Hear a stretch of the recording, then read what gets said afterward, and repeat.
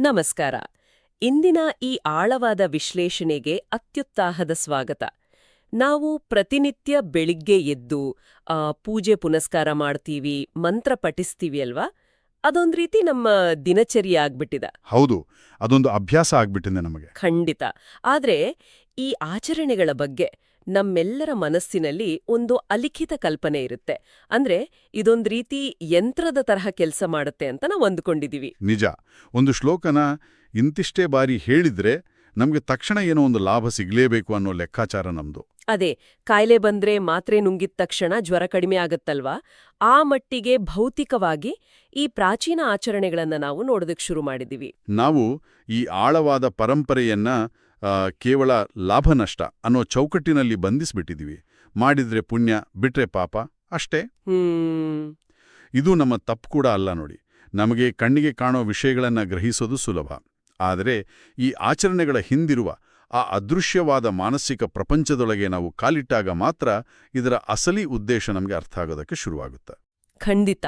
ಹಾಗಾಗಿಯೇ ಇವತ್ತಿನ ನಮ್ಮ ಈ ಜ್ಞಾನದ ಒಳನೋಟದ ಮುಖ್ಯ ಗುರಿ ಬಂದು ವಿಜಯೇಂದ್ರ ರಾಮನಾಥ ಭಟ್ ಅವರು ಬರೆದಿರುವ ಸಂಧ್ಯಾವಂದನೆಯ ಅಂತರಂಗ ಸಂಪುಟ 2 ಈ ಬೃಹತ್ ಗ್ರಂಥದ ಆಯ್ದ ಭಾಗಗಳನ್ನ ಅರ್ಥ ಮಾಡ್ಕೊಳ್ಳೋದು. ಹೌದು, ಇದೊಂದು ಅದ್ಭುತವಾದ ಕೃತಿ.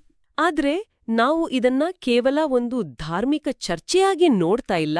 ಬದಲಾಗಿ ಪ್ರತಿದಿನ ನಾವು ಮಾಡೋ ಸಂಧ್ಯಾವಂದನೆ ಮತ್ತೆ ಮುಖ್ಯವಾಗಿ ಗಾಯತ್ರಿ ಮಂತ್ರ, ಇದು ನಮ್ಮ ಇಂದಿನ ಆಧುನಿಕ ಬದುಕಿನ ವಿಪರೀತ ಒತ್ತಡಗಳಿಗೆ ಹೇಗೆ ಮದ್ದಾಗಬಲ್ಲದು ಅಂತ ಈ ಗ್ರಂಥದ ಮೂಲಕ ಅರ್ಥ ಮಾಡ್ಕೊಳ್ಳೋ ಪ್ರಯತ್ನ ಮಾಡ್ತಾ ಇದ್ದೀವಿ. ಇದು ತುಂಬಾ ಮುಖ್ಯವಾದ ಮಾತು.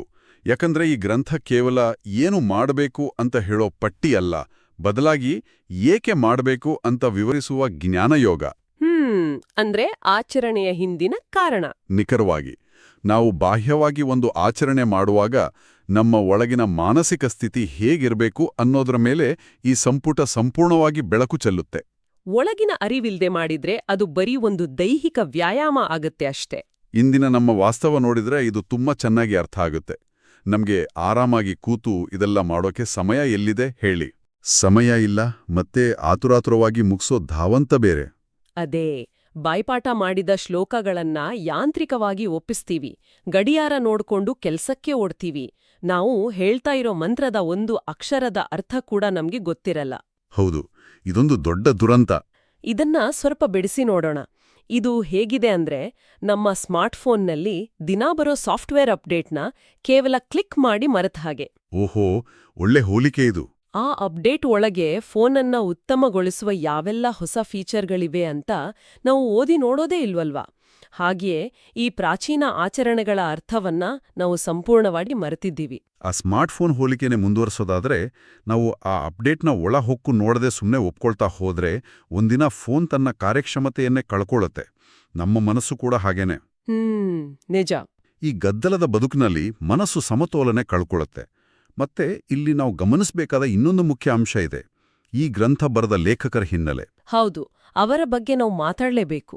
ಲೇಖಕರ ತಂದೆಯವರು ಶಿವಮೊಗ್ಗದ ಶ್ರೀ ವೀರಮಾರುತಿ ದೇವಸ್ಥಾನದಲ್ಲಿ ಸತತ 5 ದಶಕಗಳ ಕಾಲ, ಅಂದ್ರೆ ಬರೋಬ್ಬರಿ 50 ವರ್ಷ ಅರ್ಚಕರಾಗಿದ್ರು. ಓಹೋ, 50 ವರ್ಷ ಅಂದ್ರೆ ಸಣ್ಣ ಮಾತಲ್ಲ.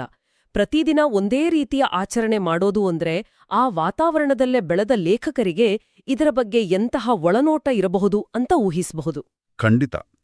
ಇಂತಹ ಪರಂಪರೆಯಿಂದ ಬಂದ ಲೇಖಕರು ಈ ಪುಸ್ತಕ ಬರೆಯುವಾಗ ತೋರಿಸಿರುವ ವಿನಮ್ರತೆ ನಿಜಕ್ಕೂ ಅಚ್ಚರಿ ಮೂಡಿಸ್ತೆ. ಅವರು ಆರಂಭದಲ್ಲೇ ನಾಹಂಕರ್ತ ಹರಿಹಿಕರ್ತ ಅಂತ ಹೇಳ್ತಾರೆ. ಅಂದ್ರೆ ನಾನು ಮಾಡುವನಲ್ಲ, ಎಲ್ಲವೂ ದೇವರ ಇಚ್ಛೆ ಅಂತಾನಾ? ಹೌದು. ಅವರು ಒಂದು ಸುಂದರವಾದ ಉದಾಹರಣೆ ಕೊಡ್ತಾರೆ. ರಾಮಾಯಣದಲ್ಲಿ ಸೇತುವೆ ಕಟ್ಟುವಾಗ ಬೃಹತ್ ವಾನರರು ದೊಡ್ಡ ದೊಡ್ಡ ಬಂಡೆಗಳನ್ನ ತಂದು ಹಾಕ್ತಾ ಇದ್ರು. ಆದ್ರೆ ಒಂದು ಸಣ್ಣ ಅಳಿಲು ತನ್ನ ಮೈ ಮೇಲೆ ಮರಳನ್ನ ಅಂಟಿಸ್ಕೊಂಡು ತಂದು ಸಮುದ್ರಕ್ಕೆ ಉದುರಿಸ್ತಿತ್ತಂತೆ. ಹೌದು, ಅಳಿಲ ಭಕ್ತಿ. ಅದೇ, ಆ ಮರಳಿನ ಕಣಗಳು ಭೌತಿಕವಾಗಿ ಬಹುಶಃ ಏನೂ ವ್ಯತ್ಯಾಸ ಮಾಡದಿರ್ಬೋದು, ಆದರೆ ಅದರೊಳಗಿದ್ದ ಭಕ್ತಿ ಆ ಕಾರ್ಯವನ್ನ ಶ್ರೇಷ್ಠ ಮಾಡಿತು. ಲೇಖಕರು ತಮ್ಮ ಈ ಬೃಹತ್ ಗ್ರಂಥ ರಚನೆಯನ್ನ ಆ ಅಳಿಲಿನ ಸೇವೆಗೆ ಹೋಲಿಸ್ತಾರೆ. ವಾವ್, ಇದು ನಮ್ಮ ಅಹಂಕಾರವನ್ನೇ ಕರಗಿಸುವಂತಹ ಮಾತು. ನಾವು ಕಚೇರಿಯಲ್ಲಿ ಒಂದು ಸಣ್ಣ ಪ್ರಾಜೆಕ್ಟ್ ಮುಗಿಸಿದ ತಕ್ಷಣ ಇದನ್ನ ನಾನೇ ಮಾಡಿದ್ದು ಅಂತ ಕ್ರೆಡಿಟ್ ತಗೊಳಕ್ಕೆ ಹಪಹಪ್ಪಿಸ್ತೀವಿ. ನಿಜ, ನಮ್ಮ ಈಗೋ ಅಲ್ಲಿ ಕೆಲಸ ಮಾಡುತ್ತೆ. ಆದ್ರೆ ಅಷ್ಟೊಂದು ಆಳವಾದ ಗ್ರಂಥ ಬರೆದ್ರೂ ಅದರ ಕರ್ತೃತ್ವನ ತಾನು ತಗೊಳ್ದೇ ಇರೋದು ಒಂದು ಅದ್ಭುತವಾದ ಮನಸ್ಥಿತಿ. ಆ ಮನಸ್ಥಿತಿಯೇ ಜ್ಞಾನಯೋಗ. ಅವರ ಮೊದಲ ಸಂಪುಟ ಕರ್ಮಕ್ಕೆ ಒತ್ತು ನೀಡಿದ್ರೆ, ಈ ಎರಡನೇ ಸಂಪುಟ ಆ ಕರ್ಮದ ಹಿಂದಿನ ಜ್ಞಾನಕ್ಕೆ ಒತ್ತು ನೀಡುತ್ತೆ. ಇದೆಲ್ಲ ಕೇಳುವಾಗ ನಂಗೇನು ಅನ್ಸ್ತಿದೆ ಅಂದ್ರೆ, ನಮ್ಮ ಈ ಎಲ್ಲ ಮಾನಸಿಕ ಒತ್ತಡಗಳಿಗೆ ಮೂಲ ಕಾರಣ ಆ ನಾನು ಮಾಡಿದೆ ಅನ್ನೋ ಅಹಂಕಾರ ಮತ್ತೆ ಇನ್ನಷ್ಟು ಬೇಕು ಅನ್ನೋ ದುರಾಸೆನೇ ಇರ್ಬೇಕು. 100ಕ್ಕೆ 100 ಸತ್ಯ. ಇದೇ ವಿಚಾರವಾಗಿ ಗ್ರಂಥದ 3ನೇ ಅಧ್ಯಾಯದಲ್ಲಿ ಲೇಖಕರು ಒಂದು ದೊಡ್ಡ ಗಹನವಾದ ಪದವನ್ನು ಪ್ರಸ್ತಾಪ ಮಾಡಿದ್ದಾರೆ. ಅದೇ ಯದೃಚ್ಛಾಲಾಭ ಸಂತುಷ್ಟಿ. ನನ್ಗಂತೂ ಈ ಪದ ಓದಿದ ತಕ್ಷಣ ಒಮ್ಮೆ ನಾಲಿಗೆ ಎಲ್ಲ ತಿರುಗದಾಗಾಯ್ತು. ಇಷ್ಟೊಂದು ಸಂಕೀರ್ಣವಾದ ಪದದ ಅರ್ಥ ಏನು ಅಂತ ದಯವಿಟ್ಟು ಬಿಡಿಸಿ ಹೇಳ್ತೀರಾ? ಖಂಡಿತ. ಇದನ್ನ ಕೇವಲ ಒಂದು ಪದ ಅಂತ ನೋಡ್ಬೇಡಿ, ಇದೊಂದು ಜೀವನ ಶೈಲಿ. ಯದೃಚ್ಛಾ ಅಂದ್ರೆ ಭಗವಂತನ ಇಚ್ಛೆ ಅಥವಾ ಸ್ವಾಭಾವಿಕವಾಗಿ ಒದಗಿ ಬರುವುದು. ಲಾಭ ಅಂದ್ರೆ ನಮ್ಗೆ ಸಿಗುವ ಪ್ರತಿಫಲ. ಮತ್ತು ಸಂತುಷ್ಟಿ ಅಂದ್ರೆ ಅದರಲ್ಲಿ ಸಂಪೂರ್ಣವಾಗಿ ತೃಪ್ತಿ ಪಡೋದು. ಅಂದ್ರೆ ಯಾವುದೇ ಅತಿಯಾದ ದುರಾಸೆ ಇಲ್ಲದೆ, ಪೈಪೋಟಿ ಇಲ್ಲದೆ, ಸ್ವಾಭಾವಿಕವಾಗಿ ಒದಗಿ ಬಂದದ್ರಲ್ಲಿ ತೃಪ್ತಿ ಹೊಂದುವುದೇ ಯದೃಚ್ಛಾ ಲಾಭ ಸಂತುಷ್ಟಿ. ಅಂದ್ರೆ ಸಿಕ್ಕಿದ್ರಲ್ಲಿ ನೆಮ್ಮವಿ ಕಂಡುಕೊಳ್ಳೋದು ಅಂತಾಯ್ತು. ಆದ್ರೆ ಇದು ಸುಮ್ಮನೆ ನಮ್ಮನ್ನ ನಾವು ಸಮಾಧಾನ ಮಾಡ್ಕೊಳ್ಳೋ ತರಹ ಅಲ್ವಾ? ಇಲ್ಲ, ಖಂಡಿತ ಅಲ್ಲ. ಇದು ಅನಿವಾರ್ಯತೆಯ ತೃಪ್ತಿಯಲ್ಲ, ಇದೊಂದು ಬೌದ್ಧಿಕ ಎಚ್ಚರ. ಲೇಖಕರು ಇದಕ್ಕೆ ಮೂಲ ಆಕರಗಳನ್ನು ಉಲ್ಲೇಖಿಸ್ತಾರೆ. ಉದಾಹರಣೆಗೆ, ಈಶಾವಾಸ್ಯ ಉಪನಿಷತ್ ಹೇಳುತ್ತೆ, ಈಶಾವಾಸ್ಯಮಿದಂ ಸರ್ವಂ ಅಂದ್ರೆ ಈ ಜಗತ್ತಿನ ಪ್ರತಿಯೊಂದು ವಸ್ತುವು ಭಗವಂತನ ಒಡೆತನದಲ್ಲಿದೆ ಅಂತ. ಓಹೋ, ನಾವು ಬರೀ ಬಾಡಿಗೆದಾರರು ಅಂತನಾ? ನಿಖರವಾಗಿ. ಆತ ನೀಡಿದ್ದನ್ನ ಮಾತ್ರ ಅನುಭವಿಸಬೇಕು, ಇತರರ ಸಂಪತ್ತಿಗೆ ಆಸೆ ಪಡಬಾರ್ದು ಅನ್ನೋದು ಇದರ ಅರ್ಥ. ಇಲ್ಲೇ ವಿಷಯ ನಿಜಕ್ಕೂ ಆಸಕ್ತಿದಾಯಕ ಆಗೋದು ನೋಡಿ. ಯಾಕಂದ್ರೆ ಇದು ನಮ್ಮ ಇಂದಿನ ಮಾಲೀಕತ್ವದ ಕಲ್ಪನೆಯನ್ನೇ ಬುಡಮೇಲು ಮಾಡುತ್ತೆ. ನಾವು ಬ್ಯಾಂಕ್ ಬ್ಯಾಲೆನ್ಸ್ಗಾಗಿ, ಆಸ್ತಿಗಾಗಿ ಬಡಿದಾಡ್ತೀವಿ. ಆದ್ರೆ ಯಾವುದೂ ನಮ್ಮದಲ್ಲ ಅಂತ ಗೊತ್ತಾದ್ರೆ ದುರಾಸನೆ ಬರೋದಿಲ್ಲ ಅಲ್ವಾ? ಹೌದು. ಶ್ರೀಮದ್ ಭಾಗವತದಲ್ಲಿ ಪ್ರಹ್ಲಾದನ ಮಾತುಗಳು ಕೂಡ ಇದನ್ನೇ ಹೇಳುತ್ತೆ. ಈ ರೀತಿ ತೃಪ್ತಿ ಹೊಂದಿದವರಿಗೆ ಬದುಕು ಸದಾ ಸುಖಮಯವಾಗಿರುತ್ತೆ ಅಂತ. ಹಾಗೆಯೇ ವಾಮನ ಕೂಡ ಹೇಳ್ತಾನೆ, ಯದೃಚ್ಛಾಲಾಭದಿಂದ ಸಂತುಷ್ಟನಾದವನ ತೇಜಸ್ಸು ಅಂದ್ರೆ ಆತನ ಮುಖದ ಕಳೆ ವೃದ್ಧಿಯಾಗುತ್ತೆ ಅಂತ. ಇದು ಇಂದಿನ ಕಾಲಕ್ಕೆ ಎಷ್ಟು ಸೂಕ್ತವಾದ ಮದ್ದು ಅಲ್ವಾ? ನಮ್ಮ ಇಂದಿನ ದಿನಚರ್ಯೆ ಹೇಗಿದೆ ನೋಡಿ. ಯಾವಾಗ್ಲೂ ಏನನ್ನಾದ್ರೂ ಸಾಧಿಸ್ಲೇಬೇಕು, ಇನ್ನಷ್ಟು ಸಂಪಾದಿಸ್ಲೇಬೇಕು ಅನ್ನೋ ಇಲಿಯೋಟ. ಈ ವಿಪರೀತ ಒತ್ತಡದ ಬದುಕಿನಲ್ಲಿ ಇರುವುದರಲ್ಲಿ ನೆಮ್ಮದಿ ಕಂಡುಕೊಳ್ಳೋದು ಅಕ್ಷರಶಃ ಒಂದು ಚಿಕಿತ್ಸೆ ಇದ್ದಾಗೆ. ಹೌದು. ನರವಿಜ್ಞಾನದಲ್ಲಿ ಇದನ್ನ ಹೆಡೋನಿಕ್ ಟ್ರೆಡ್ಮಿಲ್ ಅಂತಾರೆ. ಎಷ್ಟು ಓಡಿದ್ರೂ ನಾವಲ್ಲೇ ಇರ್ತೀವಿ. ಯದೃಚ್ಛಾಲಾಭ ಸಂತುಷ್ಟಿ ಅನ್ನೋದು ಆ ಟ್ರೆಡ್ಮಿಲ್ನಿಂದ ಕೆಳಗಿಳಿಯುವ ನಿರ್ಧಾರ. ಸರಿ, ಈ ತತ್ವ ತುಂಬಾ ಅದ್ಭುತವಾಗಿದೆ ಅಂತ ಅರ್ಥ ಆಯ್ತು. ಆದ್ರೆ ನನಗೊಂದು ತಾರ್ಕಿಕ ಪ್ರಶ್ನೆ ಇದೆ. ಇದಕ್ಕೂ ನಾವು ಪ್ರತಿದಿನ ಜಪಿಸುವ ಗಾಯತ್ರಿ ಮಂತ್ರಕ್ಕೂ ಏನ್ ಸಂಬಂಧ? ಲೇಖಕರು ಇದನ್ನ ಹೇಗೆ ಬೆಸೆದಿದ್ದಾರೆ? ಅಲ್ಲಿಯೇ ಲೇಖಕರ ಬೌದ್ಧಿಕ ವಿಶ್ಲೇಷಣೆ ಅರಳುವುದು. ಗಾಯತ್ರಿ ಮಂತ್ರದ ಪ್ರತಿಯೊಂದು ಪದವು ಹೇಗೆ ಈ ಯದೃಚ್ಛಾಲಾಭ ಸಂತುಷ್ಟಿ ಎನ್ನ ಬೇಡುವ ಪ್ರಾರ್ಥನೆಯಾಗಿದೆ ಅಂತ ಅವರು ಬಿಡಿಸಿಟ್ಟಿದ್ದಾರೆ. ಹೌದಾ? ಹೇಗೆ ಅಂತ ಸ್ವಲ್ಪ ವಿವರಿಸಿ. ಮಂತ್ರದ ಮೊದಲ ಪದ ತತ್ ಅಂದ್ರೆ ಭಗವಂತನು ಎಲ್ಲೆಡೆಯೂ ವ್ಯಾಪಿಸಿದ್ದಾನೆ ಮತ್ತು ನಮಗೆ ಬೇಕಾದ ಸನ್ನಿವೇಶಗಳನ್ನ ಆತನೇ ಕಲ್ಪಿಸ್ತಾನೆ ಅನ್ನೋ ಅರ್ಥ. ಒಂದು ವ್ಯವಸ್ಥೆಯ ಅರಿವು. ಆಮೇಲೆ ಸವಿತುಹು, ಆತನೇ ಸೃಷ್ಟಿಕರ್ತ, ಹಾಗಾಗಿ ಆತ ನೀಡುವ ಕೊಡುಗೆಯಿಂದಲೇ ತೃಪ್ತಿಪಡುವುದು ಔಚಿತ್ಯ. ಓಕೆ. ಮುಂದೆ ವರೇಣ್ಯಂ ಅಂದ್ರೆ ಅಶಾಶ್ವತವಾದ ವಸ್ತುಗಳ ವ್ಯಾಮೋಹ ಬಿಟ್ಟು ಶ್ರೇಷ್ಠನಾದ ಭಗವಂತನನ್ನೇ ಆಶ್ರಯಿಸುವುದು. ಮತ್ತು ಕೊನೆಯದಾಗಿ ಭರ್ಗಃ, ಆತನೇ ನಮ್ಮೆಲ್ಲ ಚಟುವಟಿಕೆಗಳನ್ನ ನಮ್ಮೊಳಗಿದ್ದು ನಡೆಸುವವನು. ಒಂದು ನಿಮಿಷ, ಇಲ್ಲಿ ನಂದೊಂದು ಮುಖ್ಯವಾದ ಪ್ರಶ್ನೆ ಇದೆ. ಭಗವಂತನೇ ಎಲ್ಲವನ್ನೂ ಮಾಡಿಸ್ತಾನೆ, ಸಿಕ್ಕಿದ್ದರಲ್ಲಿ ತೃಪ್ತಿಪಡಬೇಕು ಅಂದಮೇಲೆ ನಾವು ಯಾಕೆ ಕಷ್ಟಪಡಬೇಕು? ಹಾಗಾದರೆ ತೃಪ್ತಿಯಿಂದ ಇರುವುದು ಅಂದ್ರೆ ಸೋಮಾರಿಯಾಗೋದಾ, ಕೆಲ್ಸ ಮಾಡದೆ ಸುಮ್ನೆ ಕೂರೋದಾ? ಇದು ತುಂಬಾ ಜನ ಕೇಳೋ ಪ್ರಶ್ನೆ. ಆದರೆ ಖಂಡಿತ ಅಲ್ಲ. ತೃಪ್ತಿ ಅಂದ್ರೆ ಪ್ರಯತ್ನ ನಿಲ್ಸೋದಲ್ಲ. ಬರ್ಗಹ ಪದದ ಅರ್ಥ ಏನಂದ್ರೆ ಭಗವಂತನೇ ನಮ್ಮ ಕೈಯಿಂದ ಕೆಲಸ ಮಾಡಿಸ್ತಾನೆ. ಹಾಗಾಗಿ ನಮ್ಮ ಪಾಲಿನ ಕರ್ತವ್ಯವನ್ನ ನಾವು ಮಾಡ್ಲೇಬೇಕು. ಅಲ್ಲಿ ಯಾವುದೇ ರಾಜಿ ಇಲ್ಲ. ಅಂದ್ರೆ ಕಚೇರಿಯಲ್ಲಿ ನಾವು 100ಕ್ಕೆ 100ರಷ್ಟು ಶ್ರಮ ಹಾಕ್ಲೇಬೇಕಾ? ಹೌದು, ಜೀವನೋಪಾಯಕ್ಕಾಗಿ ಕಷ್ಟಪಡ್ಲೇಬೇಕು. ಆದರೆ ಆ ಕರ್ತವ್ಯದ ಫಲಿತಾಂಶದ ಬಗ್ಗೆ, ನಮಗೆ ಸಿಗದ ವಸ್ತುಗಳ ಬಗ್ಗೆ ನಾವು ಕೊರಗಬಾರ್ದು. ಶ್ರಮ ಪಡೋದು ನಮ್ಮ ಕೆಲ್ಸ, ಸಿಕ್ಕ ಪ್ರತಿಫಲವನ್ನ ಸಮಚಿತ್ತದಿಂದ ಸ್ವೀಕರಿಸುವುದು ಈ ತತ್ವ. ಇದು ನಿಜಕ್ಕೂ ಸೂಕ್ಷ್ಮವಾದ ವಿಷಯ. ಕ್ರಿಯೆ ಮತ್ತೆ ಫಲಿತಾಂಶದ ನಡುವಿನ ಕೊಂಡಿಯನ್ನೇ ಇದು ಬೇರ್ಪಡಿಸುತ್ತೆ. ನಿಖರವಾಗಿ.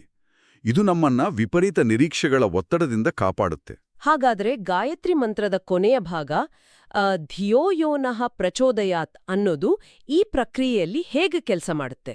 ನೋಡಿ, ಈ ತತ್ವಗಳನ್ನ ಬದುಕಿನಲ್ಲಿ ಅಳವಡಿಸ್ಕೊಳ್ಳೋದು ಅಷ್ಟು ಸುಲಭವಲ್ಲ. ನಮ್ಮ ಮನಸ್ಸು ಸದಾ ಆಸೆಗಳ ಕಡೆಗೆ ಓಡುತ್ತೆ ಅಲ್ವಾ? ಹೌದು, ತುಂಬಾ ಚಂಚಲ ನಮ್ಮ ಮನಸ್ಸು. ಅದಕ್ಕಾಗಿಯೇ ಧಿಯೋ ಯೋ ನಃ ಪ್ರಚೋದಯಾತ್ ಅಂತ ಪ್ರಾರ್ಥನೆ ಮಾಡೋದು. ಇದು ಬರೀ ಶ್ಲೋಕ ಅಲ್ಲ.